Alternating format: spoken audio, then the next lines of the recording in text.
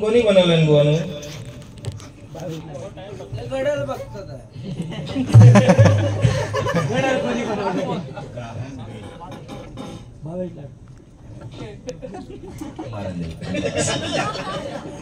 बनवलं ना आपल्या बोला घेता बोल ग्रामबेल त्याने फोन बनवला. तो कशासाठी बनवला आणि त्याची आता दुरुपयोग काय चालले ते तुम्हाला सांगतो. सुलभ व्हावा जीवन याच्या साठी बनविला फोन. सुलभ व्हावा जीवन याच्या साठी बनविला फोन. आता तुम्हीच सांगा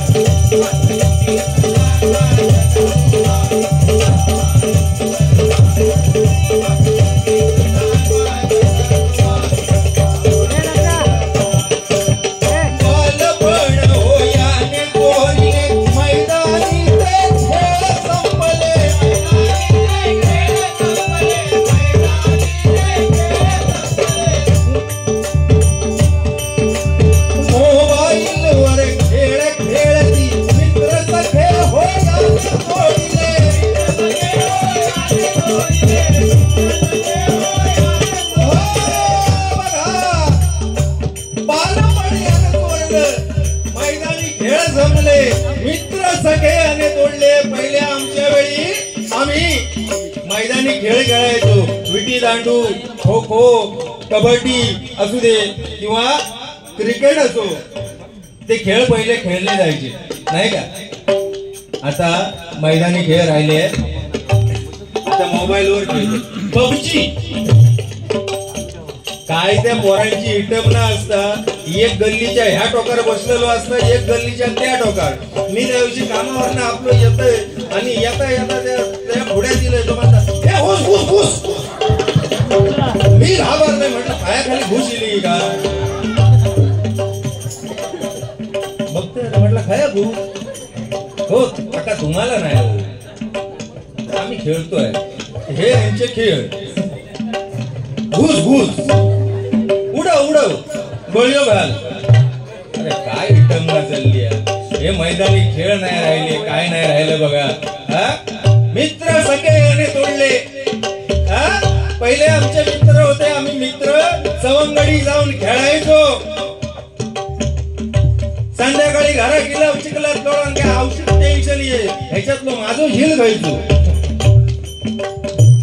ही तेव्हाची मजा होती. आता काय मजा राहिली नाही ती. आता सगळा मोबाईल. म्हणून सांगतो आता पालक पण काय सांगतायत बघा. आया बापाला पडली चिंता मुले नामची मुले ठेवले.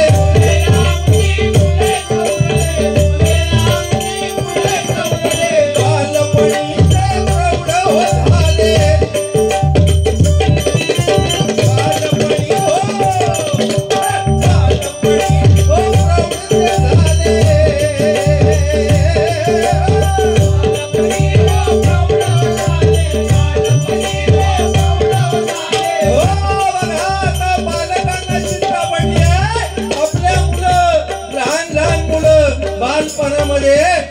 त्यांना प्रौढ होत चालली आहे ती. बरोबर की नाही. आमका तेव्हा 9वी 10वीत असताना काय कळत नाही होता. आताच्या पहिली दुसरीतल्या पोरात कळता. कारण मोबाईल. पहिला टाईप करूचा लागा. आता बोलला काय होता माईकचा बटन दाबल्याने बोलल्याने अमुक अमुक लिस्ट केली समोर. आऊस बापूस बाजूत झोपलेली असत. झील डोक्यावर बुरजूस घेऊन झोपलेलो असता. रातभर तो काय बघता औषध बापचा काय नसता माहिती. आपण लक्ष द्यायला पाहिजे मुलांजवळ. बुवा या तुमच्यासाठी नाही, आमच्या पालकांसाठी आहे. तुम्ही लग्नात बोलावलं ना त्या रागाने बोलतच नाही. कसा आहे विषय, पालकांनी ह्याच्याकडे लक्ष द्यायला पाहिजे. आपली मुलं काय बघतायत. आणि आताची पोरा पण हुशार झाली. जर गुगलवर काहीतरी बघितलं नाही तर गुगल हिस्ट्री मध्ये सेव्ह होता ह्या त्यांना माहिती आहे. मग ती गुगल हिस्ट्री मध्ये जाऊन ता डिलीट करून टाकतात. एवढी पोरा आताची हुशार. बाय चान्स दुकान राहला तर बाबा मुलांकडे लक्ष द्या, एवढीच माझी सांगायची आहे. म्हणून बालपणी प्रौढ झाले. आताच्या पोरांचे लहानपणीच केस निघतात. डोळ्यात एवढ्या जाड भेगातून चष्मा लागतात. त्याला उगाच नाही तो ह्या असा नकोसा बघला चष्माच लागतो तो. बरोबर की नाही. आता ह्यो बघा, ह्यो पण माझ्या वयाचा एका चष्मा लागलो माका नाही.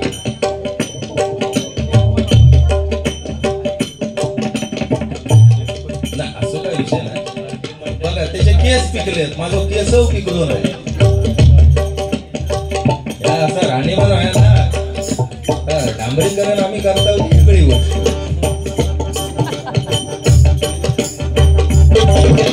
बालपणी हो प्रौढ झाले,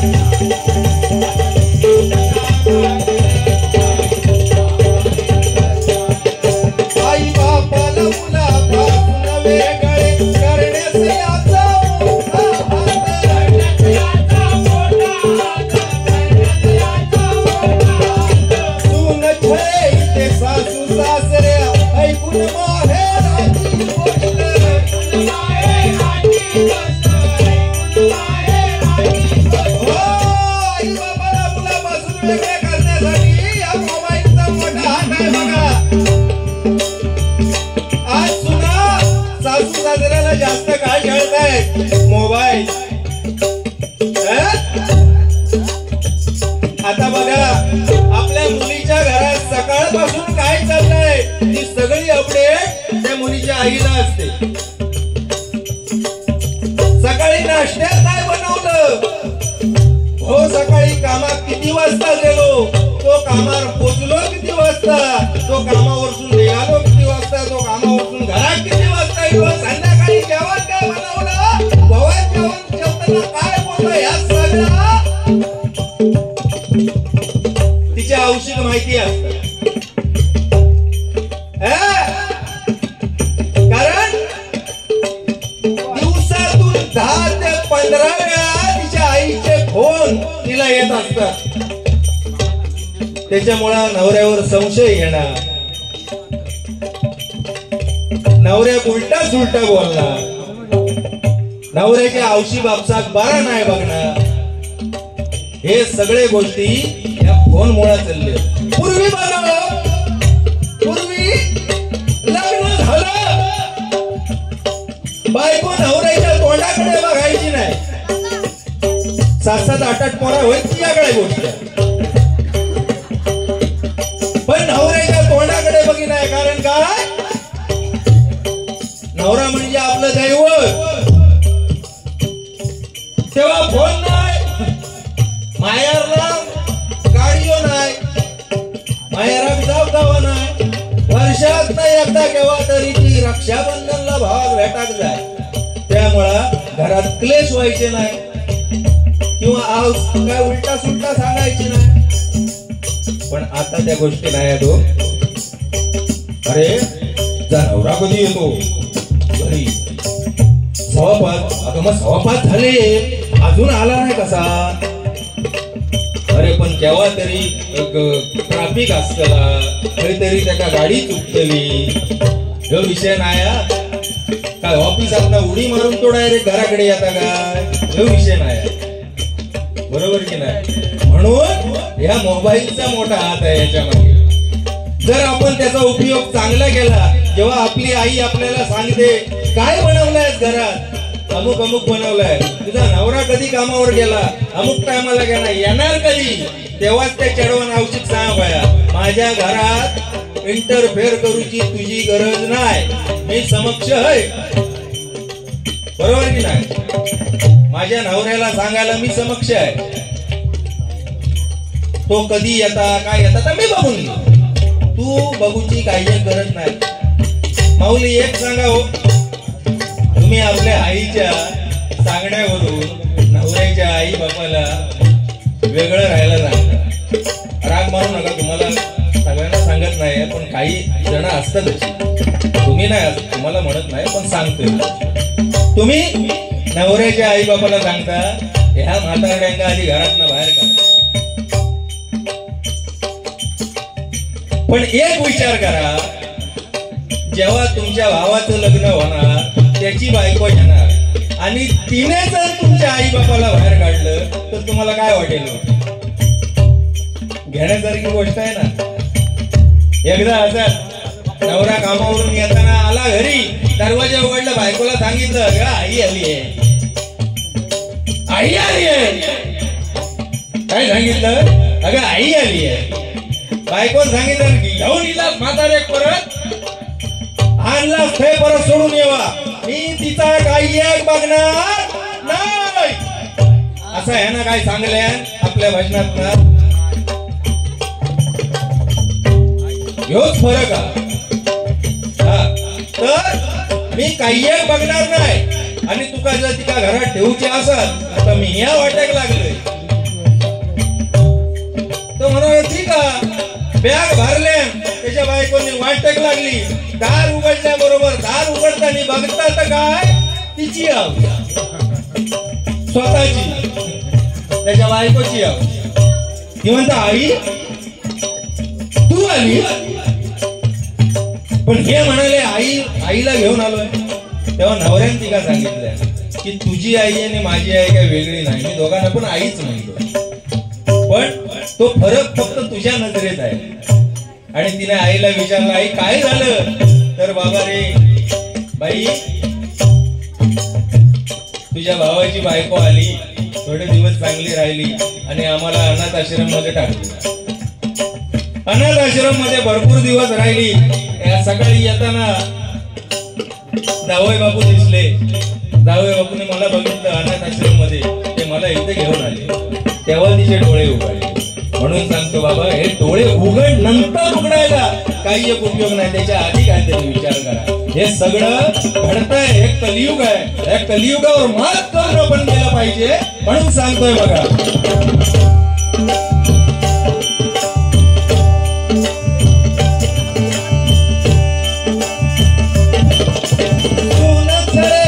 सासू सासऱ्या ऐकून माहेराची गोष्ट,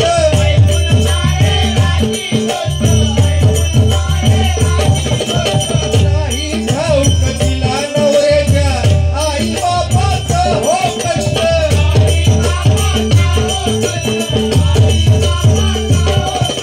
तुला ठाऊक नसतं नवऱ्याच्या आई बापाने काय कष्ट केलेले असतात, की आपला मुलगा मोठा होण्यासाठी, चांगल्या हुद्द्यावर नोकरीला लागण्यासाठी त्यांनी जो त्याग केलेला असतो ते सुनबाईला समजत नाही.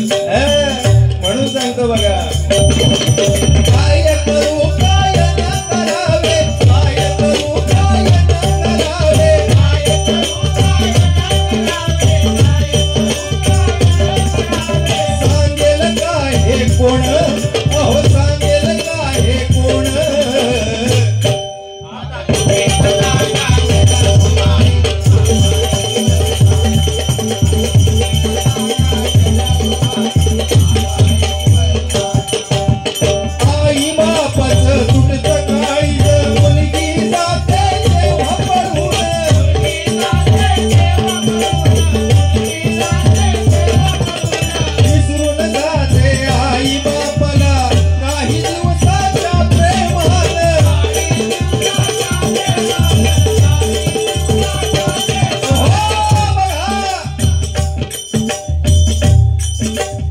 आई बापाचं काळीज तुटतं तेव्हा जेव्हा मुलगी पळून जाते आई बापाला न सांगता. आणि असं का घडतं? मोबाईल बुवांनी सांगितलं नाही बघायची आयटमला चॅटिंग करायचं होतो. अजून जाऊ दे ना माणूस त्या काय एकीपैकी काहीतरी होतली तर ह्या मुली पण क्षणाचाही विचार करत नाही. अरे 25 वर्ष तो बाप काबाड कष्ट करतो, तुम्हाला लहानाचं मोठं करतो, वाढवतो, तुमका वय ते मोबाईल घेऊन देता. OnePlus ऍपल काय म्हणतात ते ऍपलच्या मोबाईल का? आयफोन. मी उद्या 5चा घेईन पण आपल्यात नाही होत. कारण त्या आयफोनच्या पाठीमागे लोगो बघा, त्याच्यावर अर्धा चावलेला सफरचंद. आपल्या दुसऱ्याची गोष्टी गोष्ट आवडत. तर बघा बाप काबाड कष्ट करतो, आईचं काम काय? फक्त फरमान सोडायचं. चेडवा OnePlus होय. बापूस काहीतरी लोन करून तो मोबाईल आणून चेडवाक देता.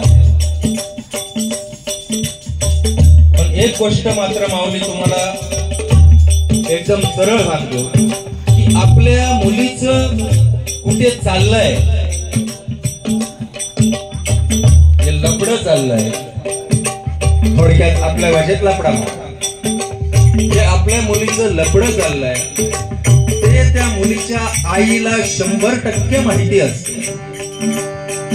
बापाला काय माहित नसतं विचारायला. तो सकाळी काम निघून कामावर जातो, रात्री तो येतो, जेवतो आणि विचारायला झोपून. त्याला काही एक माहित नसतं पण ते आवश्यक सगळा ठाव लागतात पण ती सांगणार जरूर पाहून गेला का मला काय माहिती. एक लक्षात ठेवा, तुम्ही पडिय लोट्या राखली वळे जेव बसला, तुमच्या चढवाचो जर फोन वाजलो त्यानं उचलल्या, हॅलो केल्या आणि सांगल्या इथे रेंज बरोबर नाही, मी बाहेर येतोय. एवढा सांगल्या की आपण समजावून जायचं काल मी कुछ काला आहे.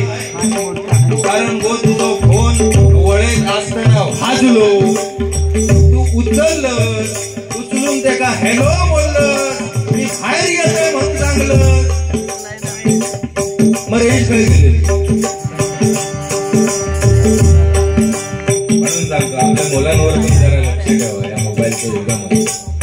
कारण आपल्या पालकांना आता सतर्कता बाळगायची ही वेळ आहे बघा. बाकी काय काय नाही. ते का उडान टप्पू ते उद्या कोणाकडे घेऊन येतील का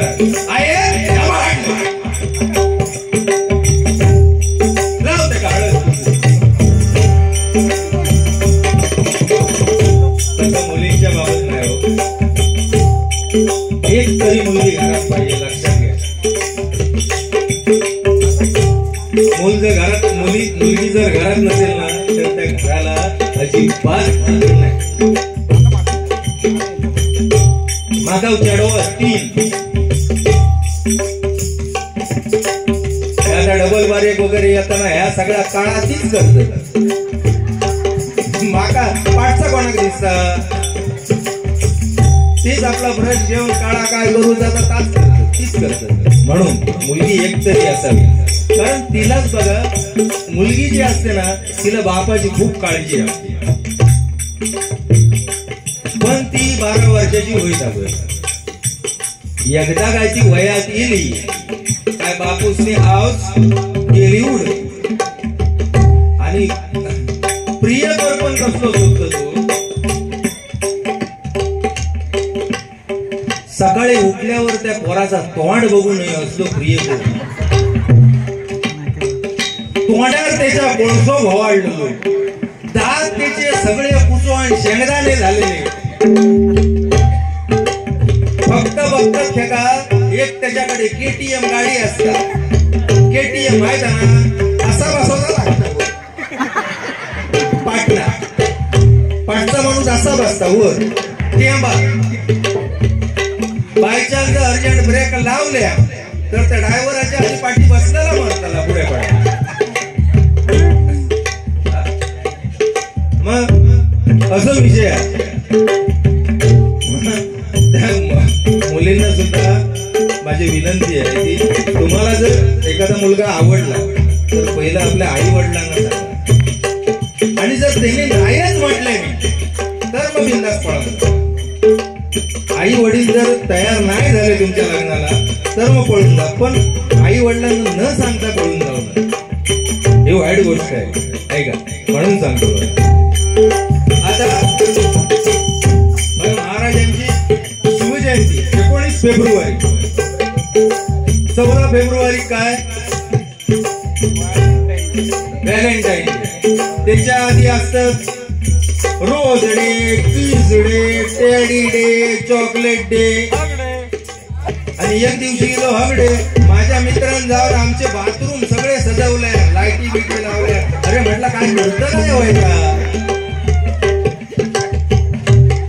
आमचे बाथरूम खाली कॉमन बाथरूम आम्ही आपला चाळीत राहतो, आम्ही बिल्डिंगीत राहतो. त्यांना आपले फुलं बिलं हार बीर लावून लाईटी लावल्या, मस्त सजवल्या आणि त्याची गर्लफ्रेंड पण खायली पिली. म्हणता रे बाबल्या ह्या काय करत, हे बाथरूम काय का सजवतं, काय झालं तुला. अगो म्हणतात आज टेस्ट तसो ना कोणता कसलो आज हगड्या समोरच्या तू झकडत बसले.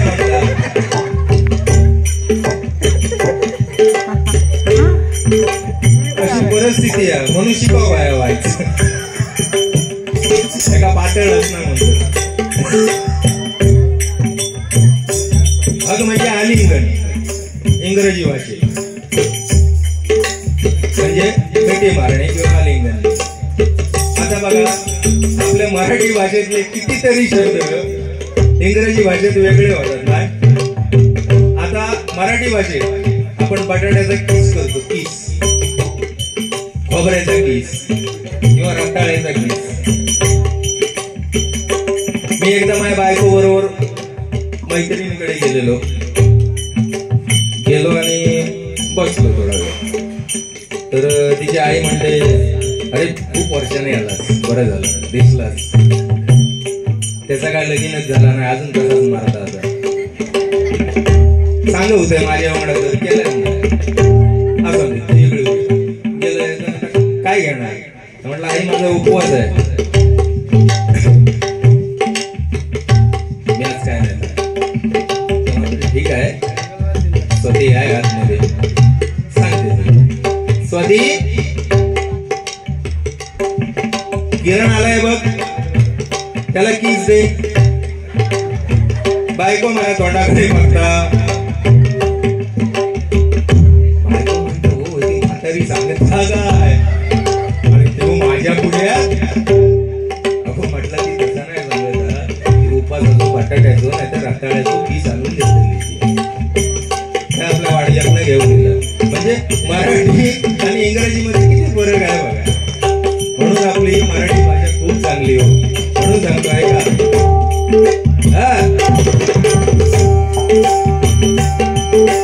काही दिवसाच्या प्रेमान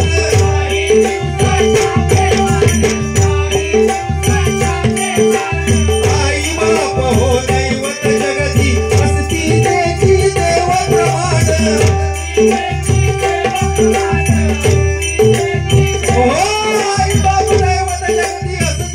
देवाप्रमाणे बघा साक्षात भक्त कुंडली आई बापाच्या गळ्यात दोरी आणि बायकोला खांद्यावर घेऊन चालला होता नदीतून. नदीत आई बापाच्या गळ्यात दोरी घातलेली, बायको खांद्यावर घेतलेल्या नदी पार गेली. कुक्कुट स्वामींचा आश्रम लागला, वस्तीला थांबला. कुठे जात होता, काशीला. कुठं, काशीला. जाता जाता कुकुड मुनीच्या आश्रमामध्ये थांबला. कुकुड मुनी म्हणाले अरे बाबा कुठे चाललाय, झाला जमा घेऊन. बायकोला खांद्यावर घेतलाय आणि आई बापाला ओढत ओढत घेऊन पुढे चाललास. तर म्हणालो महाराज मी काशी यात्रेला चाललो आहे, काशी विश्वनाथाकडे चाललो आहे. तेव्हा ते फुकट स्वामी म्हणाले, अरे बाबा काशीला तुला जायची काही एक गरज नाही. जर आई बापाची निस्वार्थपणे सेवा केली, प्रेमळ मनाने सेवा केली, तर साक्षात काशी विश्वनाथ तुझ्या पायापाशी येईल.